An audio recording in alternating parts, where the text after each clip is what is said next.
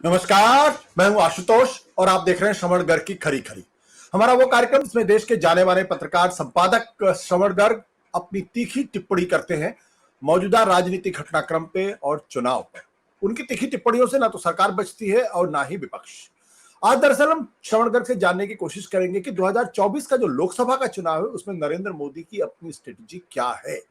दरअसल देश के अंदर वो कौन सा नैरेटिव लेकर चुनाव में जाना चाहते हैं, किस आधार पर लोगों से वोट मांगेंगे, क्या वो पोलराइजेशन की पॉलिटिक्स करेंगे जैसा कि करते रहे हैं, या फिर राष्ट्रवाद का मुद्दा उठाने की कोशिश करेंगे जिसका असर 2019 के लोकसभा के चुनाव में बालाकोट के जरिए दिखाई पड़ा था, या फिर किसी और मसले को वो आगे खड़ा करके विपक्ष को कटघरे में लाने की कोशिश करेंगे। श्रवण जी, आपका बहुत बहुत स्वागत है हमारे इस विशेष कार्यक्रम में। क्या लगता है आपको? देखिए, बड़ा इंटरेस्टिंग है, आपका सवाल भी इंटरेस्टिंग है और जो चल रहा है वो भी बड़ा इंटरेस्टिंग है। लोगों ने इस तरफ ध्यान देना अभी शुरू भी नहीं किया, जो बहुत देना चाहिए, क्योंकि पहले फेज का चुनाव नजदीक आ रहा है। मतलब मेरे ख्याल से 17 दिन बचे हैं, 16-17 दिन बचे हैं चुनाव। 102 सीटों पर मतदान हो जाएगा जी। और रोज कुछ न कुछ घटनाएं जबरदस्त हो रही हैं। आपका जो सवाल है उसका संबंध इस बात से है कि मोदी जी की असली ताकत क्या है। मतलब आपने कहा नैरेटिव की बात कही, तो हमको इस परिप्रेक्ष्य में देखना पड़ेगा कि मोदी जी की अभी तक असली ताकत क्या थी और वो ताकत उनको अभी मिल क्यों नहीं रही है। मतलब वो, आपने कहा नैरेटिव सेट नहीं कर पा रहे, का मतलब यह है कि उनको वो ताकत नहीं है अभी। वो जो जिस ताकत के दम पर वो लंका दहन कर सकते हैं वो नहीं कर पा रहे हैं। तो वो ताकत क्या है, लोगों को समझ में ही नहीं आ रहा है कि असल में मोदी जी हैं क्या। मतलब वो लोग जो उनके भक्त हैं वो आश्चर्यचकित हैं, जो उनके करोड़ों भक्त हैं, और बीजेपी भी पूरी तरह से आश्चर्यचकित है कि मोदी जी का जो चमत्कार है वो हो क्यों नहीं रहा है। मतलब वो अवतार ग्रहण क्यों नहीं कर रहे हैं। कई तरह के अवतार होते हैं, उनको तो विष्णु का अवतार भी बताया गया है, तो विष्णु के भी कई अवतार हैं। तो उसमें वो विष्णु के जितने अवतार लिए, विष्णु के जितने अवतार हुए, सबने बड़े बड़े चमत्कार किए और उसमें कई लोगों का संहार भी किया, कई लोगों का उद्धार भी किया। तो मोदी जी क्यों नहीं कर पा रहे हैं। नागरिकों को और देश को समझना पड़ेगा कि मोदी जी की जो असली ताकत है वो क्या है, रही है। मतलब जो देखी है देश ने या उनके लोगों ने देखी है, जो मैंने भी देखी है, जो गुजरात में मैं इतने समय रहा और जो देखा है जी। मोदी जी की जो असली ताकत रही है वो रही है सांप्रदायिक विभाजन। जो गोधरा कांड से उत्पन्न हुआ और उनको लगा कि बिल्कुल जैसे बुश के जमाने में अल कायदा का हमला नहीं होता तो बुश सत्ता में नहीं रहते। मतलब ये बड़ा पैरेलल है, जो इतिहास के विद्यार्थी हैं उनको इसकी स्टडी करनी चाहिए कि बुश ने उसके बाद इस तरह का फियर डाल दिया लोगों के, अमेरिकी लोगों के दिमाग में कि अगर वो सत्ता में नहीं रहे तो जो मुस्लिम है वो तबाह कर देंगे, जो हमले कर देगा अल कायदा। और रिपब्लिकन पार्टी की जो ताकत पैदा हुई वहां, वो इसी में से हुई। जो सवर्णवाद पैदा हुआ अमेरिका में, जो आज ट्रंप बना रहे हैं, वो बुश की देन है। वो एक अलग मुद्दा है। तो ये जो सांप्रदायिक विभाजन था जो गोधरा से उत्पन्न हुआ, हिंदुओं के मन में डर पैदा करके सुरक्षा का, मोदी जी ने गुजरात में लगभग 20 साल राज किया। 20 साल तो नहीं, 13 साल राज किया और 12-13 साल राज किया, 2001 से 2014 तक। दूसरा मुद्दा था जो उनकी ताकत बना कि उन्होंने डेवलपमेंट को अपना मुखौटा बनाया। मतलब असली ताकत उनकी कम्युनल डिवाइड थी, और जो कवर था, मुखौटा था, वो गुजरात का विकास था, मतलब रोल मॉडल ऑफ गुजरात, जिसको डेवलपमेंट का रोल मॉडल गुजरात बना, जो कि बाद जी। में पूरी तरह से बोगस सिद्ध हुआ, हम्म, पूरा का पूरा दावा। इसीलिए प्रधानमंत्री ने क्या कहा मेरठ में कि ये जो 10 साल का जो डेवलपमेंट है, ये तो सिर्फ ट्रेलर है, हम्म, अभी असली डेवलपमेंट तो होना बाकी है। मतलब वो ये कह रहे हैं कि अगर 10 साल में कुछ नहीं हुआ या हुआ है जो आपने देखा, ये तो ट्रेलर है फिल्म का। अब लोग पूछ सकते हैं कि आपने 10 साल अगर कुछ नहीं किया तो आने 5 साल में क्या करेंगे? तो वो हम्म, कहते हैं कि अगले 5 साल के लिए भी हमने काम शुरू कर दिया है, हम्म, और अगले चुनकर आएंगे तो 100 दिन के बारे में तो योजना बनाना भी शुरू कर दिया है। जी। अब मैं आपके असली मुद्दे पर आता हूँ, सवाल पर। वो सवाल ये है, उस सवाल का जवाब ये है कि मोदी जी इस चुनाव में अभी तक फर्स्ट फेज की शुरू हुआ है, चुनाव होने वाले हैं, और 2 दिन पहले बीजेपी की इलेक्शन मैनिफेस्टो की कमेटी का गठन हुआ है। आप आश्चर्यचकित रह जाएंगे, जी। जी। लोगों ने जी। ध्यान नहीं दिया इस बात पे हम्म, कि पहले चरण का मतदान होने वाला है, और बीजेपी की 2-3 दिन पहले चुनाव घोषणा पत्र समिति की घोषणा हुई। कांग्रेस का घोषणा पत्र तैयार हो गया, सामने आ गया, कार्य हम्म, समिति की उसमें मोहर लगनी है, और वो बाहर जाहिर होना है, और हम्म, उसमें सारी चीजें, 30 लाख सरकारी नौकरी, एमएसपी, स्वामीनाथन कमीशन की सिफारिशें, जाति जनगणना जिसमें 30% रिजर्वेशन है, सच्चर समिति की सिफारिशों को रिपोर्ट। लागू हम्म, करना, 20 बड़े हम्म, बड़े वादे हैं। हम्म, और वो जो कमेटी थी, इलेक्शन मैनिफेस्टो कमेटी कांग्रेस की, मतलब इसमें गरीबों को 72,000 रुपए सालाना भी दे रहे हैं वो, 6,000 रुपए सालाना। उसमें कई विद्वान लोग थे, कई अच्छे लोग थे। जी। बीजेपी ने 2 दिन पहले जो कमेटी घोषित की, इलेक्शन मैनिफेस्टो कमेटी, हम्म, राजनाथ सिंह उसमें प्रमुख अध्यक्ष, हम्म, कन्वीनर सीतारमण, को कन्वीनर पीयूष गोयल, हम्म, और बाकी लोग पॉलिटिकल, पूरे के हम्म, पूरे पॉलिटिकल, जिनको एडजस्ट करना है हम्म, और खुश करना है, मतलब वसुंधरा राजे को खुश करना है वो हैं, शिवराज सिंह को खुश करना है वो हैं। आप अगर उस 27 मेंबर कमेटी के नाम देखें तो आप आश्चर्य में पड़ जाएंगे, पर मैं केवल 2 नामों का जिक्र करना चाहता हूं। जी। वो नाम ये है कि जिन्होंने देश में रियल में इंफ्रास्ट्रक्चर के क्षेत्र में काम किया, डेवलपमेंट में, वो गडकरी का नाम नहीं है उसमें, हम्म, इलेक्शन मैनिफेस्टो कमेटी में।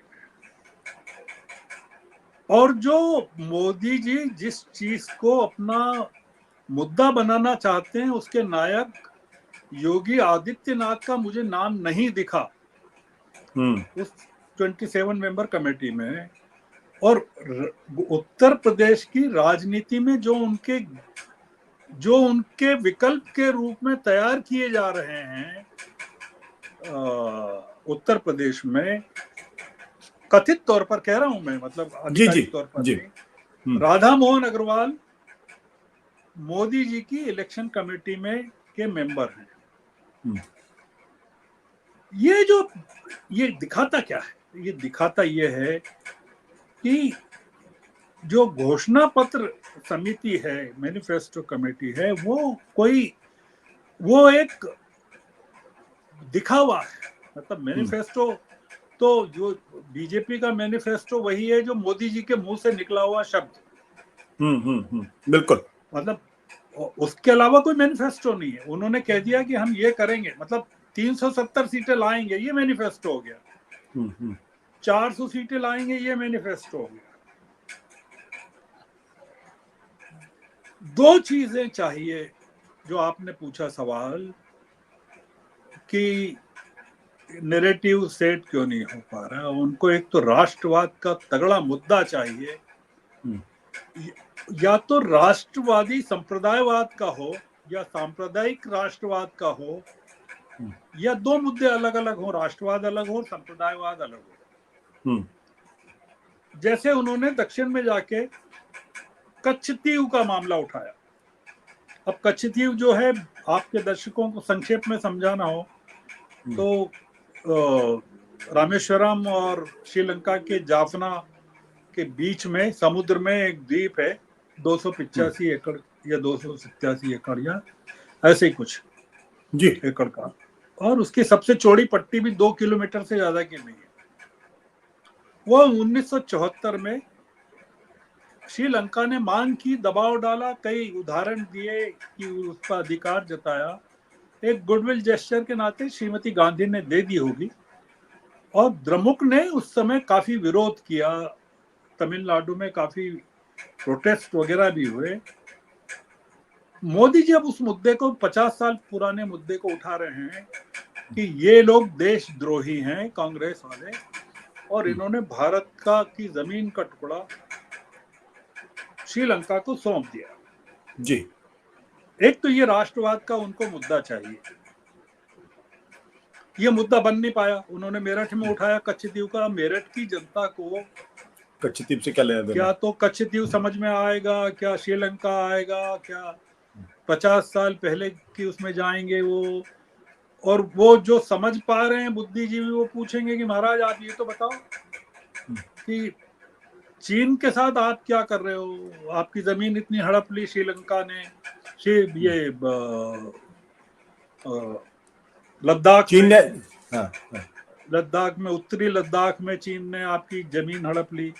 अरुणाचल में आपकी बस्तियों के उन्होंने नाम बदल दिए, और आपके विदेश मंत्री कह रहे हैं नाम बदलने से क्या होता है, जमीन तो और लोग तो हमारे हैं। आप कुछ करके दिखाइए। क्यों नहीं करके दिखाते? लोग पूछेंगे कि आप पाकिस्तान ऑक्युपाइड कश्मीर हमारा है, हमारा कहते हैं, आप लेके क्यों नहीं दिखाते? आपके सवाल का जवाब यह है कि मोदी जी अगर चीन के खिलाफ एक बड़ी कार्रवाई कर दें, सामरिक कार्रवाई, और पीओके को कब्जे में लेने की कार्रवाई कर दें, तो चुनाव जीत जाएंगे। क्यों नहीं करते हो? लोग पूछेंगे कि आप ये विदेशों से इतने सामरिक हथियार मंगवा रहे हैं, अरबों रुपए के, खरबों रुपए के लड़ाकू विमान इंपोर्ट कर रहे हैं, तो ये किससे लड़ाई के लिए कर रहे हैं? मतलब आपके आसपास और कौन देश है जिससे लड़ सकते हैं? चीन है आपके आसपास, और उससे आप लड़ना नहीं चाहते हैं। जी। मतलब ये कि आप दुनिया की तीसरी बड़ी आर्थिक शक्ति तो बनना चाहते हैं, पर सामरिक शक्ति नहीं बनना चाहते। मतलब ये आप लैंड कंसीड करना चाहते हैं, और आपको इस बात में कोई आपत्ति भी नहीं है, और आप, मतलब ये कि आप विवाह नहीं करना चाहते हैं, पर गृहस्थ होने के सारे फायदे उठाना चाहते हैं। ये है कि आप कहें कि भाई हम तो ब्रह्मचारी हैं, पर आपको मजे सारे चाहिए। मतलब ये कि आप राष्ट्रवादी हैं पूरे, पर आप युद्ध नहीं करेंगे, और आप इसके लिए आप कांग्रेस को दो। इसलिए जो नैरेटिव सेट नहीं हो रहा है, लोग पूछ रहे हैं कि आपने डेवलपमेंट में क्या किया। इतने बेरोजगार हैं, लोग देश छोड़ के जा रहे हैं, धंधे नहीं है, गरीबी है, बेरोजगारी है, महंगाई है, और आप कह रहे हैं कि डेवलपमेंट तो अब मैं आप करने वाला हूं। वो तो ट्रेलर था जो हुआ है। और राष्ट्रवाद का मुद्दा आपके पास है नहीं, वो आप ढूंढ रहे हैं, जगह जगह जाके तलाश कर रहे हैं। मेरठ में आप कह रहे हैं 3 तलाक, कश्मीर, जम्मू कश्मीर, आर्टिकल 370, वहां जाके आप एक जो वेस्टर्न यूपी की जो आबादी है, उसको आप प्रभावित करना चाहते हैं कि आप, मतलब मुस्लिम बहनों को कैसे आजाद किया। वहां दावा करते हैं मेरठ में जाके कि पिछले 10 साल महिलाओं की रक्षा और सम्मान के थे, अब अगले 10 साल महिलाओं की समृद्धि के हैं। अब आप बताइए कौन यकीन करेगा? आप उत्तर प्रदेश में ये बात कह रहे हैं कि महिलाओं की रक्षा और सम्मान के थे। उत्तर प्रदेश में मतलब हाथरस, और उत्तर प्रदेश में लगा कठुआ, और ब्रजभूषण शरण, और महिला पहलवान, और तमाम चीजें। ये जो चीज हो रही है पूरी की पूरी, ये बीजेपी के पूरे गेम को निगेट कर रही है। और जो आज सबसे बड़ी बात यह है कि जो बीजेपी के लोग, जो कार्यकर्ता हैं और नेता हैं, उनको ये समझ में नहीं आ रहा है कि जनता के पास क्या चीज लेके जाएं। वो क्या कहें कि हम क्यों मांगने आए हैं आपसे, समर्थन मांगने आए हैं, वोट मांगने आए हैं। तो ये 2014 में मुद्दा था इनके पास, जी भ्रष्टाचार, मनमोहन सिंह, अन्ना हजारे साथ में हैं, अरविंद केजरीवाल साथ में हैं, सब कर दिया आपने। 2019 में बालाकोट हो गया, राष्ट्रवाद हो गया, पाकिस्तान के खिलाफ हो गया, जिहाद हो गया। 2024 में कोई मुद्दा नहीं है और राहुल गांधी ने पूरे के पूरे मुद्दे सेट कर दिए हैं।